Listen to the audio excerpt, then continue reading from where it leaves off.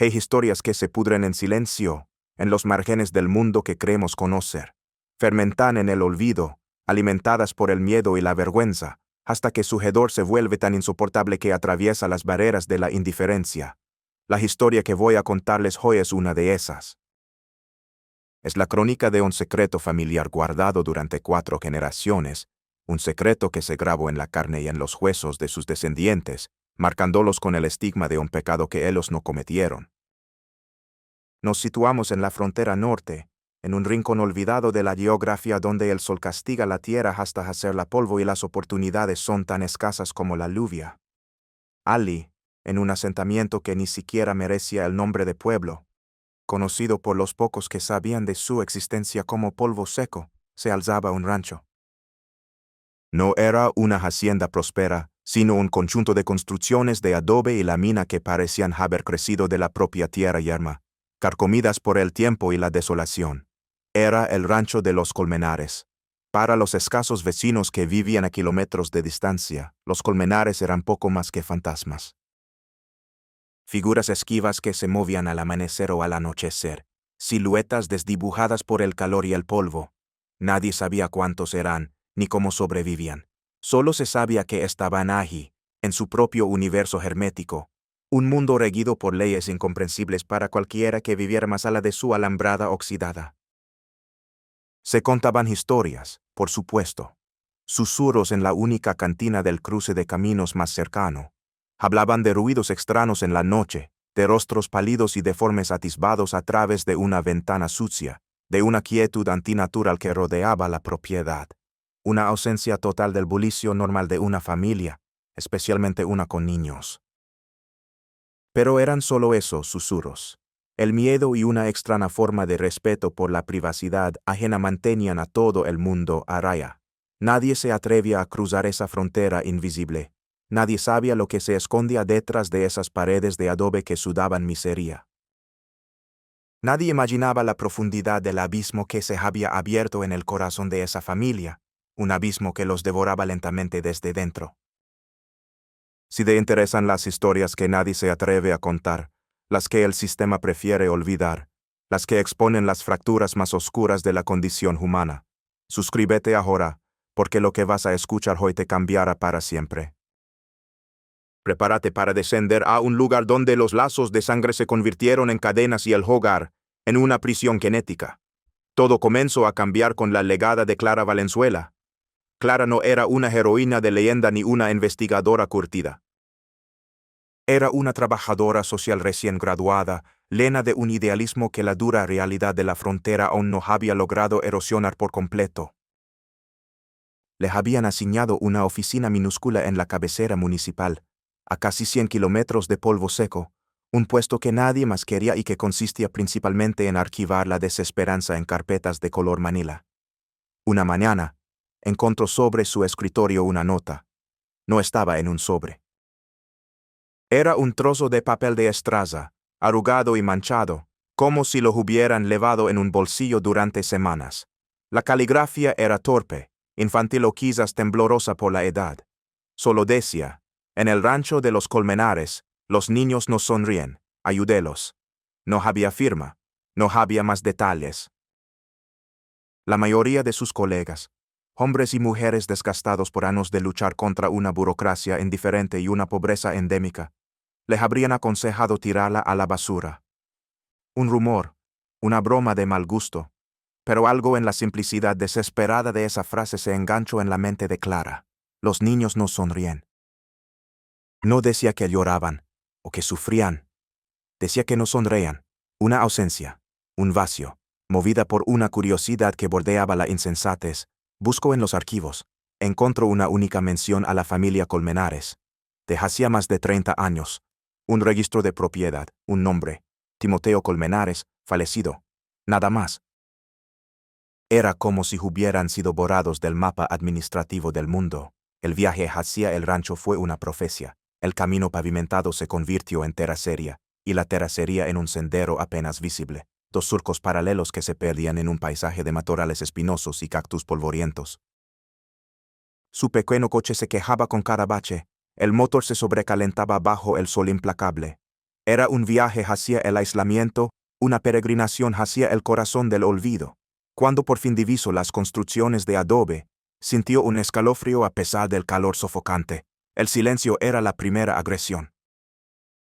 No había ladridos de perros, ni el cacareo de galinas, ni música. Solo el zumbido del viento. Aparcó a una distancia prudencial y se acercó a pie. La puerta principal estaba entreabierta, una invitación y una advertencia al mismo tiempo. Tocó suavemente. Nadie respondió. Volvió a tocar más fuerte. Escuchó una rastra de pies en el interior. Un sonido sordo pesado. La puerta se abrió una rendija, no más ancha que una mano. Detrás de ella, un ojo la observó. Un ojo azul pálido casi acuoso en un rostro sin edad y sucio. No hubo un ¿quién es? Ni un ¿qué quiere? Solo esa mirada vacía, inquisitiva ánimo. Clara, con la voz un poco temblorosa, se presentó. Dijo que era del gobierno, que estaba allí para ayudar. El ojo no parpadeó. Desde el fondo oscuro de la casa, Clara escuchó un sonido que le heló la sangre. No era un llanto ni una palabra. Era un gemido bajo, gutural, un sonido de dolor o de simple existencia, monótono y constante. De repente, el ojo desapareció y la puerta se cerró con un golpe seco. Clara se quedó allí, con el corazón latiendo desbocado. Sabía, con una certeza visceral que no podía explicar, que algo estaba terriblemente mal. No era solo pobreza, no era solo abandono, era algo más antiguo, más retorcido. Algo que había echado raíces profundas en la tierra seca de aquel rancho y en el alma de sus habitantes. Esa primera visita no fue un fracaso, fue una declaración de guerra contra el silencio. Clara regresó una semana después. Esta vez, vino preparada. Llevaba en su coche botellas de agua potable, algunas bolsas de pan y fruta, y una determinación forjada en noches de insomnio, atormentada por el recuerdo de aquel ojo pálido y el gemido inhumano. No iba a ser rechazada de nuevo. Esta vez, cuando nadie respondió a su llamada, empujó la puerta con suavidad. Se dio con un quejido largo, como un lamento. El interior de la casa la golpeó con la fuerza de un puñetazo físico. Lo primero fue el olor. Una mezcla agria, nauseabunda, de sudor rancio, suciedad acumulada durante años, excrementos y enfermedad. Un olor a vida sin ventilación, a desesperación estancada. La penumbra era casi total, rota apenas por los delgados hilos de luz que se colaban por las grietas de las paredes y el techo de la mina. Cuando sus ojos se acostumbraron, el verdadero horror comenzó a tomar forma. No era una casa, era una madriguera. El suelo era de tierra apisonada, pegajosa en algunas zonas. No había muebles, salvo una mesa coja y un par de cajas de madera que hacían las veces de sillas. En un rincón, un amasijo de trapos y cartones sucios parecía ser la cama comunal. Y luego los vio. Eran sombras que se movían con lentitud en la oscuridad. Figuras humanas o lo que quedaba de ellas.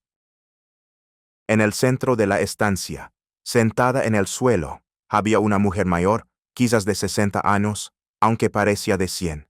Su cabello era una marana gris y su piel estaba surcada por arrugas profundas. Era la matriarca, Elodia.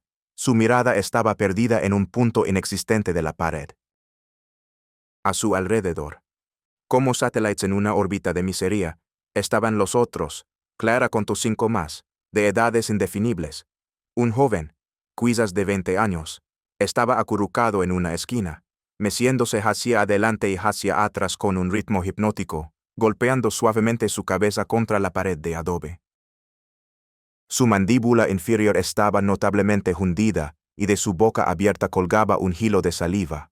Una adolescente, de unos 14 o 15 años, la observaba desde el rincón más oscuro.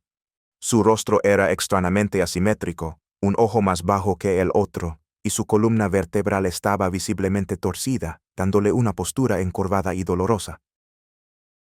Pero lo más aterrador eran los niños. Había 2, un niño y una niña, de no más de 7 u 8 años. El niño tenía los dedos de las manos y los pies palmeados, unidos por una membrana de piel. Estaba sentado en el suelo, moviendo trozos de basura de un lado a otro con una concentración absoluta. La niña tenía la cabeza demasiado grande para su cuerpo frágil y desnutrido. No lloraba, no hablaba, solo emitía de vez en cuando un pequeño chasquido con la lengua. Ninguno de ellos reaccionó a la presencia de Clara. Eran como espectros en su propio purgatorio privado. No hablaban un lenguaje reconocible. Se comunicaban con una serie de gruñidos, siseos y gestos bruscos. Su normalidad era un infierno tangible para el mundo exterior. Clara, conteniendo las náuseas, vio lo que comían. En un plato de metal abollado había una masa grisácea, una mezcla de frijoles resecos y quizás alguna raíz que habían desenterrado. Moscas zumbaban sobre ella con indiferencia. No había agua corriente ni baño. Un rincón de la casa, más oscuro y maloliente que el resto, servía como letrina. En ese instante, Clara lo comprendió todo. Las deformidades físicas, la ausencia de lenguaje articulado, el comportamiento errático, la endogamia visible en cada rasgo facial asimétrico, en cada extremidad malformada, no era una simple familia. Era el resultado de generaciones de incesto, un experimento genético macabro, no por diseño, sino por aislamiento y desesperación. La revelación no llegó como una epifanía, sino como un lento veneno que se filtraba en su conciencia. Estaba presenciando el producto final de un tabú roto una y otra vez, hasta que el propio concepto de tabú dejó de existir para ellos. El horror no estaba solo en su apariencia física, sino en su absoluta normalización de la catástrofe. Para ellos, aquello era la vida. No conocían otra. El sol que entraba por las grietas no iluminaba, solo delataba el polvo que flotaba en el aire, partículas de piel muerta, de tierra, de una existencia que se desmoronaba lentamente. Clara sintió una ola de piedad tan abrumadora que casi la ahoga, seguida de una furia fría y cortante. El mundo había permitido que esto sucediera, el silencio de los vecinos, la inacción de las autoridades, el olvido general habían sido los cómplices, perfectos para que este jardín de atrocidades floreciera en la oscuridad. Salió de la casa tambaleándose, respirando el aire limpio del desierto como si fuera la primera vez. Sabía que no podía limitarse a escribir un informe. Tenía que sacarlos de Ali, aunque fuera lo último que hiciera, para entender cómo el infierno había echado raíces en el rancho de los Colmenares. Clara sabía que necesitaba desenterrar el pasado. La respuesta no estaba en los archivos municipales, sino en la memoria rota de la única persona que podría ser el puente entre ese mundo y el nuestro. Elodia, la matriarca. Durante semanas, Clara volvió al rancho. No intentaba interrogarlos. Simplemente se sentaba a una distancia prudencial en el umbral de la puerta y les dejaba las provisiones. Hablaba en voz baja, contándoles cosas del mundo exterior, del pueblo, del clima. No esperaba respuesta. Su presencia era una constante, un faro de calma en su caótico universo. Poco a poco, el muro de desconfianza comenzó a agrietarse. Un día, Elodia se sentó un poco más cerca de ella.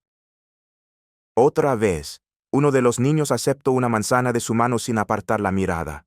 Y finalmente, una tarde, mientras el sol teñía el desierto de colores violáceos, Elodia habló. Su voz era un susurro ronco, como el de una bisagra oxidada que no se ha usado en décadas. Su relato era fragmentado, un mosaico de recuerdos dolorosos y justificaciones confusas. Todo había comenzado con sus abuelos, Timoteo e Inés. Habían legado a esas tierras huyendo de algo, un escándalo, una deuda, una vergüenza que Elodia no sabía o no quería nombrar. Timoteo era un hombre duro, orgulloso y profundamente paranoico. Creía que el mundo exterior estaba corrupto, lleno de pecado y malicia. Aquí estaremos a salvo, le decía a su familia. Nadie nos hará daño. La sangre debe proteger a la sangre. Construyó el rancho como una fortaleza contra la sociedad que los había rechazado. Cuando Timoteo murió, su hijo, el padre de Elodia, heredó no solo la tierra, sino también la paranoia y el mandato de aislamiento. Eran los únicos habitantes en kilómetros a la redonda. El mundo exterior se convirtió en un mito, un lugar peligroso del que solo venían amenazas. Cuando llegó el momento de que el padre de Elodia formara una familia, no había nadie. La idea de traer a alguien de fuera era una traición al legado de Timoteo. Fue entonces cuando se cruzó la primera línea. Tomó a su propia hermana como esposa. Elodia hablaba de él sin emoción, como si narrara un hecho inevitable, una ley de la naturaleza de su propio mundo. Era lo que se tenía que hacer, susurro. Para sobrevivir, para mantener la familia unida. Dios nos perdonaría, porque éramos puros y el mundo de afuera estaba sucio. Esa primera unión incestuosa sentó el precedente. Lo que comenzó como un acto desesperado de supervivencia se convirtió en norma, y luego en tradición. La lógica se retorció hasta volverse irreconocible. Se inventaron una especie de religión privada, una mezcla de catolicismo mal recordado y supersticiones del desierto, donde la pureza de la sangre era el mandamiento principal. El incesto no era un pecado, era un sacramento, una forma de protegerse de la contaminación del mundo exterior. Elodía misma fue el fruto de una de esas uniones, y cuando le llegó la edad, el ciclo se repitió con ella y su hermano. No hubo elección, no hubo romance ni consentimiento en el sentido que nosotros lo entendemos. Fue un deber, una continuación del mandato familiar. Los niños que nacían con deformidades no eran vistos como una tragedia, sino como pruebas de Dios, o a veces, como un signo de su singularidad, de su separación del resto de la humanidad. Sufrían sí, pero su sufrimiento era parte de su identidad sagrada y aislada. La historia de Elodía no era una confesión, era una explicación. Un intento desesperado por dar sentido a una vida de horror. No se veía a sí misma como un monstruo, sino como una guardiana, la última protectora de un legado tóxico que la estaba consumiendo a ella y a sus hijos. Clara escuchaba, sintiendo cómo se le rompía el corazón. El villano de esta historia no era una sola persona. Era un sistema cerrado, una ideología de aislamiento que, como un cáncer, había hecho metástasis a lo largo de las generaciones, destruyendo el código genético y el alma de la familia Colmenares. El pecado original no fue el incesto en sí, sino el miedo. El miedo al otro, el miedo al mundo, un miedo tan poderoso que los llevó a construir su propio infierno y a llamarlo hogar. Armada con la terrible verdad, Clara Valenzuela inició su batalla más difícil, no contra la miseria de los Colmenares, sino contra la indiferencia del mundo. Su primer informe, detallado y estremecedor, fue recibido en la oficina municipal con una mezcla de incredulidad y fastidio. Valenzuela, esto parece sacado de una película de terror, le dijo su supervisor, un hombre cuyo espíritu había sido aplastado por décadas de papeleo inútil. No tenemos jurisdicción en propiedad privada a menos que haya una denuncia formal. Y la nota anónima, y mi testimonio como trabajadora social, replicó Clara, con la voz cargada de frustración. Son rumores, no pruebas. Además, Polvo Seco ni siquiera está claramente en nuestro municipio. Podría ser del condado vecino. No hay recursos, no hay personal. Se topó con un muro de burocracia diseñado para eludir la responsabilidad. Cada puerta que tocaba se cerraba con una excusa. No es nuestra competencia, necesitamos una orden judicial. La familia nos ha pedido ayuda. El sistema no estaba preparado para un horror tan anómalo. Era más fácil fingir que no existía. Clara se sintió atrapada en una pesadilla kafkiana, mientras ella luchaba con formularios y llamadas telefónicas que no llevaban a ninguna parte. Los niños del rancho seguían viviendo en su infierno silencioso. La desesperación comenzó a hacérmela en ella. Sentía que el tiempo se agotaba. El punto de inflexión llegó de la forma más trágica posible. En una de sus visitas, encontró al niño más pequeño, el de los dedos palmeados, al que había empezado a llamar Mateo en su mente, ardiendo en fiebre. Su respiración era un silbido agudo y su pequeño cuerpo se convulsionaba. Una infección probablemente por una herida insignificante que en su entorno se había vuelto mortal. Elodía y los demás lo miraban con una pasividad aterradora, como si la muerte fuera solo otro evento en su monótona existencia. Ese fue el límite de Clara. Ignorando todos los protocolos, cargó al niño en su coche y condujo como una loca hacia el hospital más cercano, en la ciudad. Los médicos del servicio de urgencia se quedaron horrorizados, no solo por la gravedad de la infección, sino por el estado general de desnutrición y las evidentes malformaciones del niño. El caso de Mateo fue la palanca que finalmente movió el engranaje. Con un niño en estado crítico en el hospital, las autoridades ya no podían mirar hacia otro lado. Se emitió una orden judicial. El rescate, como lo llamaron los medios locales que finalmente se hicieron eco de la historia, fue un operativo caótico y brutal. Varias patrullas de la policía estatal y una ambulancia llegaron al rancho levantando una nube de polvo. Para los colmenares, que nunca habían visto más que el coche de Clara, la irrupción fue apocalíptica. Hombres uniformados y gritando, luces intermitentes, el sonido de las sirenas, no entendían que venían a salvarlos. Para ellos, era la invasión del mundo exterior del que tanto les habían advertido. Reaccionaron con el pánico de animales acorralados. Se escondieron, gruñeron, intentaron huir, tuvieron que sacarlos a la fuerza de su madriguera. Para los niños fue el terror absoluto, el contacto con las manos limpias de los paramédicos era una agresión. La luz del sol les hería los ojos acostumbrados a la penumbra. El ruido del motor de la ambulancia era una tortura para sus oídos. Fueron llevados a un centro de acogida, un lugar limpio, luminoso y lleno de gente que les hablaba con palabras que no comprendían. Su reacción al mundo normal fue desgarradora. Le tenían miedo a todo, a los zapatos, que nunca habían usado, a las camas, prefiriendo dormir en el suelo acurrucados en un rincón, a la comida en platos, que miraban con desconfianza. El agua corriente de una ducha les provocaba ataques de pánico.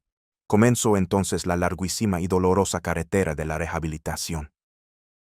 Un ejército de médicos, psicólogos, terapeutas del lenguaje y voluntarios se volcó en el caso.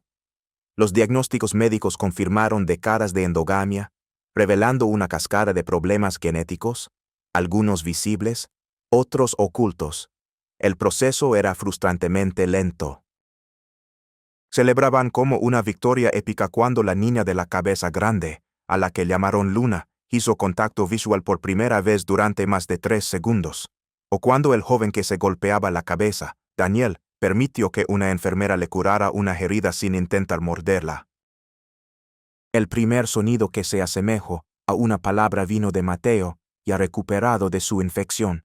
Después de meses de terapia, un día señaló un vaso y dijo algo que sonó como haga. El equipo entero lloró de emoción, pero junto a estos pequeños milagros, la realidad de las heridas incurables era abrumadora. El daño psicológico era profundo, quizás permanente. Estaban institucionalizados en su propia mente, programados para la disfunción. El mundo exterior, con sus reglas sociales, su lenguaje complejo y sus exigencias emocionales, era un enigma aterrador que quizás nunca llegarían a descifrar por completo. El rescate los había salvado de la miseria física, pero los había arrojado a un exilio emocional aún más profundo. Habían sido liberados de su prisión de adobe solo para encontrarse atrapados en la prisión de sus propias mentes traumatizadas. Han pasado los años. El rancho de los Colmenares es hoy una ruina silenciosa, sus paredes de adobe finalmente derrumbadas, reclamadas por el desierto que fue testigo de su secreto. La historia se convirtió en una leyenda local, contada en voz baja, una mancha oscura en la memoria colectiva de la región. Pero, ¿qué fue de ellos? ¿Qué sucede cuando se arranca a la gente de la única realidad que ha conocido, por monstruosa que sea? El destino de la familia fue tan complejo y agridulce como sus vidas. Elodia fue internada en una institución psiquiátrica. Nunca fue juzgada como una criminal, sino como una víctima más del sistema que ella misma había ayudado a perpetuar. Pasó sus últimos años en un estado de catatonia casi total, perdida en los laberintos de su memoria, hasta que un día simplemente se apagó. Los hijos mayores, aquellos cuya mente y cuerpo ya estaban irrevocablemente moldeados por el aislamiento, viven en residencias especializadas. Daniel, el joven que se mecía, encontró una extraña paz en las rutinas predecibles y en trabajos manuales repetitivos. Nunca aprendió a hablar con fluidez, pero desarrolló un vínculo con uno de sus cuidadores, una conexión basada en gestos y miradas. La adolescente de la espalda torcida, a la que llamaron Alma, demostró una sorprendente habilidad para el dibujo, llenando cuadernos con figuras deformes y paisajes desolados, una forma de exorcizar los demonios que no podía nombrar. Los más pequeños, Mateo y Luna, tuvieron la mejor oportunidad. Fueron adoptados por familias pacientes y amorosas que entendían la magnitud de su trauma. Su progreso ha sido lento pero constante. Mateo aprendió a leer y a escribir, aunque siempre tendrá dificultades de aprendizaje. Luna, a pesar de su hidrocefalia, desarrolló un carácter dulce y una sonrisa que, cuando aparece, ilumina la habitación. Pero la sombra de polvo seco nunca los abandonará del todo. Tienen pesadillas. Reaccionan con miedo a situaciones que otros niños dan por sentadas. Le van en su ADN y en su psique las cicatrices de 4 generaciones de silencio. Y Clara Valenzuela, la joven trabajadora social que rompió ese silencio, nunca volvió a ser la misma. La experiencia la dejó con una mezcla de cinismo por la ineficacia del sistema y una feroz compasión por sus víctimas. Siguió trabajando, pero con una mirada más triste y sabia, buscando otras familias colmenares, porque sabía, con una certeza aterradora, que no eran los únicos. La historia de los colmenares no es solo una crónica de incesto y deformidad en una frontera olvidada. Es un espejo que nos obliga a hacernos preguntas incómodas. ¿Qué es más aterrador, el mal activo o la indiferencia pasiva que le permite crecer? ¿Cuántas otras familias como esta siguen escondidas en los pliegues de nuestra sociedad, invisibles no porque se oculten bien, sino porque hemos elegido no mirar? Los muros del rancho no solo eran de adobe. Estaban hechos del silencio de los vecinos, de la burocracia de las instituciones, de la apatía de un mundo demasiado ocupado para preocuparse por los que viven en los márgenes.